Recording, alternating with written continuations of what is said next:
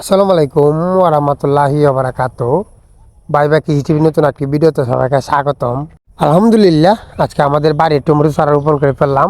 কীভাবে টমেটো চারা রোপণ করলাম আজকে আপনাদেরকে দেখানোর চেষ্টা করব। আপনারা সম্পূর্ণ ভিডিওটি না টেনে দেখতে থাকেন।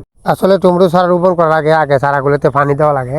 পানি দেওয়ার কারণ হচ্ছে যে বীজটা যাতে ভিজা থাকে, যে টুঙ্গাটার বীজে যে বীজটা যাতে ভিজা থাকে। ভিজা না হইলে শুকনা থাকলে বীজ কিন্তু আপনার যখন টুঙ্গাটা করে টুঙ্গাটা যখন চিরবেন তখন বীজটা ভাঙে যাবে, মানে জোর হয়ে যাবে। একটা বীজ জোরজোড়া হয়ে যায়, এই গাছটা কিন্তু বেশি অংশ মারা যায়।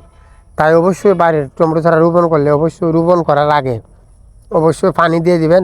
ঝর্ণা বলেন, অথবা ঝর্ণা না থাকলে আপনি জগ দিয়েও দিতে পারেন। হাত দিয়ে সুন্দরটা জগ দিয়ে দিবেন, যাতে বীজটা ঠিকভাবে থাকে, সঠিকভাবে থাকে, বীজটা যাতে না ভাঙে। বীজা না থাকলে যদি শুকনা থাকে কিন্তু বীজটা ভেঙে গুঁড়া হয়ে যাব, তারপরে অনেক গাছ কিন্তু মারা যায়। তাই আর বীজটা তো না ভাঙে গাছের কোনো দুষে না ভাই, একটা গাছও কিন্তু মারা যায় না। এই বাড়ি টমেটো বা যে কোনো টমেটো, গাপটিং টমেটো রোপণ করতে গেলে আপনি যখন গাপটিং টমেটো রোপণ করবেন, আপনি বীজটা তো ঠিক থাকে, একটা সারও কিন্তু মারা যায় না। এমনি আমরা যখন লুজ সারা রোপণ করি তখন কিন্তু অনেক সারা মারা যায়। কিন্তু বীজ তাহলে আমরা যে গাপটিং সারাগুলো রোপণ করি একটা গাছও নষ্ট হয় না, কিন্তু বীজটা তো ঠিক থাকে। তাই অবশ্যই পানি দিয়ে দিবেন রোপণ করার আগে। তারপরে আমাদের চারাগুলো রোপণ করা হচ্ছে। আমার দুই ভাগ্নে আছে, আমাদের সাথে ভাগ্নে, আমাদের দুই ভাগ্নে এই চারাগুলি বিছাই দিচ্ছে আর আমরা রোপণ করতেছি। যাই হোক, প্রায় 2000 চারা রোপণ করার জন্য আমরা বিকালবেলা আসলাম।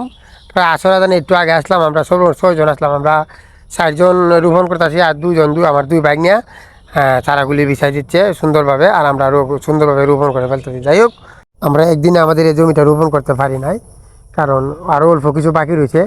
কারণ যেহেতু গাপটিং চারা অনেক সুস্থিরে রোপণ করা লাগে যাতে বীজটা না ভাঙে, তাই আমরা শেষ করতে পারি না। তারপরে যতটুকু রোপণ করতে আলহামদুলিল্লাহ প্রায় একবারে খাসাইলেছি রোপণ করিয়া। আমরা নিজেরাই মাঝে রোপণ করছি, অন্য কোনো মানুষ আনি না, এক্সট্রা কোনো মানুষ। আর অন্য বছর চারা রোপণ করলে অনেক মানুষ থাকে, কিন্তু এবার কাজের ঝামেলা বেশি। যেহেতু ধানের সিজন, সবারই কাজের ঝামেলা, তাই এত মানুষ পায় না। তাই আমরা নিজেরাই রোপণ করতেছি। যাই হোক, দেখতে পাচ্ছেন কীভাবে বাড়ির টমেটো রোপণ করা হচ্ছে। অবশ্যই আপনারা বাড়ির টমেটো চারা রোপণ করলে সঠিকভাবে রোপণ করার চেষ্টা করবেন।